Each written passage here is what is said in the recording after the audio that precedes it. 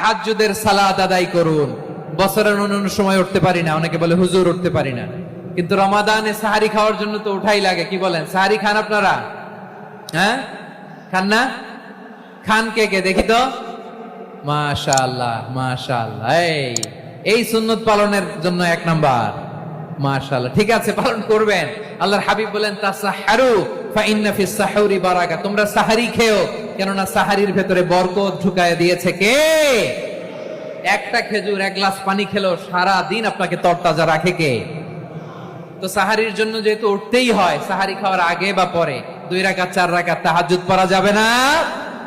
রব্বুল আলামিন বলেন ওয়ামিনাল লাইলি ফাতাহাজ্জাদ বিহি নাফিলাতান লাকা আসা আইয়াবআসাকা রাব্বুকা মাকামান মাহমুদা।